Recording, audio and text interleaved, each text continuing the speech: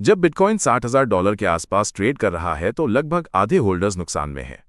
Durden BTC के विश्लेषण के अनुसार $68,000 पर सिर्फ 44.2% कॉइन्स लाभ में थे, जो 2016 से सबसे खराब चक्र है। ETF आउटफ्लो, कमजोर स्पॉट वॉल्यूम और $60,000 $69,000 के डिमांड जोन में ट्रेडिंग बाजार में अस्थिरता और कैपिटुलेशन का संकेत देता है। WLFI के USD एक स्टेबल कॉइन पर एक समन्वित साइबर हमला हुआ, जिससे इसकी कीमत कुछ समय के लिए $1 से नीचे $0.994 तक गिर गई। हमलावरों ने WLFI सह संस्थापकों के X अकाउंट हैक किए, FUD फैलाने के लिए इन्फ्लुएंसर्स को भुगतान किया और WLFI टोकन पर बड़े शॉर्ट पोजीशन खोले। हालांकि एक अमेरिकी डॉलर का 1:1 रिजर्व बैकिंग और रिडेम्पशन मैकेनिज्म सक्रिय रहा, जिससे टोकन जल्दी ही $1 के करीब लौट आया और यूजर्स के फंड सुरक्षित रहे। इथेरियम की कीमत $1.900 से नीचे गिर गई, जिससे बाजार में हलचल मच गई है। फरवरी 2026 में ETH की कीमत 22% से अधिक गिरकर $1.825 तक पहुंच गई, जिसमें प्रमुख कारण पूंजी का बहिर्गमन और संस्थागत निवेशकों की बिकवाली है। वितालिक बुटेरिन ने इथेरियम फाउंडेशन के लिए 5 साल की संकुचन रणनीति की घोषणा की है, जिसमें नकदी प्रवाह प्रबंधन और नेटवर्क के तकनीकी सुधारों पर ध्यान केंद्रित किया गया है। एक हैक ने स्टेप फाइनेंस के प्लेटफॉर्म को $40 मिलियन के नुकसान के साथ बंदी की ओर धकेल दिया। जनवरी 2026 में हुए इस साइबर हमले ने कंपनी के ट्रेजरी वॉलेट्स को निशाना बनाया, जिससे स्टेप टोकन की कीमत 97% गिर गई और संचालन असंभव हो गया। कंपनी अब स्टेप होल्डर्स के लिए प्रीहैक वैल्यू पर बायबैक और रेमोरा आ टोकन के लिए USDC रिडेम्पशन की प्रक्रिया शुरू कर रही है। ट्रंप और मेलानिया मेम कॉइन में निवेशकों को भारी नुकसान का सच सामने आया है। दोनों टोकन अपने उच्चतम स्तर से 92% और 99% तक गिर चुके हैं, जिससे लगभग $4.3 अरब का नुकसान हुआ है। वहीं अंदरूनी लोगों ने सैकड़ों मिलियन डॉलर का मुनाफा कमाया। हैज़ब की 2 मिलियन से अधिक वॉलेट्स अभी भी घाटे में हैं। वितालिक बुटेरिन ने हाल ही में 869 ETH लगभग $3.70 मिलियन मूल्य के 2 दिनों में बेचे, जिससे इथेरियम की कीमत 5.7% गिर गई। इस बिक्री के बाद भी BUTERIN के पास अभी भी 224,000 से अधिक ETH हैं, जिनकी कुल कीमत लगभग $429 मिलियन है, और उन्होंने पहले भी ओपन सोर्स प्रोजेक्ट्स के लिए ETH निकाले थे। इथेरियम की यह हालिया गतिविधि बाजार में अस्थिरता और पारंपरिक वित्तीय नीतियों के प्रभाव को दर्शाती है। अमेरिकी टैरिफ नीति की अनिश्चितता के चलते बिटकॉइन $65,000 के नीचे गिर गया, जिससे क्रिप्टो बाजार से 24 घंटे में $100 बिलियन से ज्यादा की पूंजी निकल गई।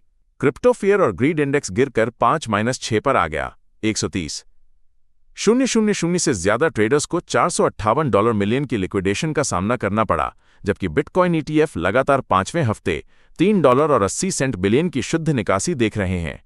विश्लेषकों के अनुसार जब तक टैरिफ नीति स्पष्ट नहीं होती और ETF में फिर से इन्फ्लो नहीं आता, तब तक बिटकॉइन के लिए $60,000-62,000 का स्तर अहम सपोर्ट बना रहेगा। क्या आपने देखा है कि फरवरी 2025 में USDT की सप्लाई में $1.50 बिलियन की सबसे बड़ी गिरावट दर्ज की गई है? टेदर का USDT नवंबर 2022 के बाद पहली बार इतनी बड़ी मात्रा में घटा, जबकि USDC लगभग 5% बढ़कर $75.70 बिलियन पर पहुंच गया। इस बदलाव ने स्थिर कॉइन बाजार में प्रतिस्पर्धा और उपयोगकर्ता प्राथमिकताओं को उजागर किया है, जहां पारदर्शिता और रेगुलेटरी अनुपालन अब प्रमुख भूमिका निभा रहे हैं। केवल 2 घंटे में बिटकॉइन की कीमत $3,000 से अधिक गिर गई, जिससे crypto fear and greed index 5/100 के ऐतिहासिक न्यूनतम स्तर पर पहुंच गया। पिछले 24 घंटों में 136,000 से अधिक ट्रेडर्स का $458 मिलियन का लिक्विडेशन हुआ, जिसमें 92% लेवरेज लॉन्ग पोजीशंस थीं। विशेषज्ञों के अनुसार शार्प रेशियो -38.4 पर है, जो ऐतिहासिक रूप से कम जोखिम अक्यूमुलेशन जोन का संकेत देता। हैज़ब की बाजार में अभी भी दबाव और अस्थिरता बनी हुई है।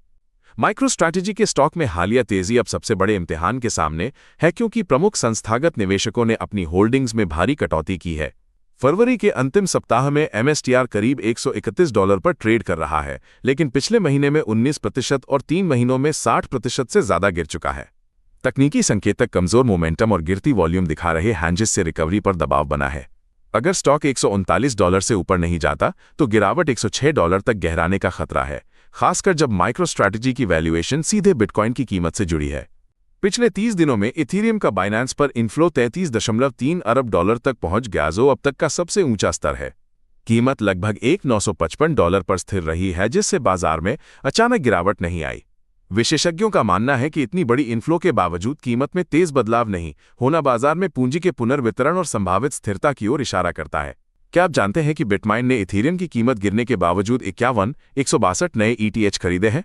कंपनी के पास अब 4.42 मिलियन ETH हैं, जो कुल सप्लाई का लगभग 3.66% है, लेकिन $8.80 बिलियन का अनरियलाइज्ड लॉस झेल रही है। संस्थागत निवेशक अभी भी सतर्क हैं, जिससे बिटमाइन के शेयर दबाव में हैं और बाजार की नज़रें 2026 पर टिकी हैं।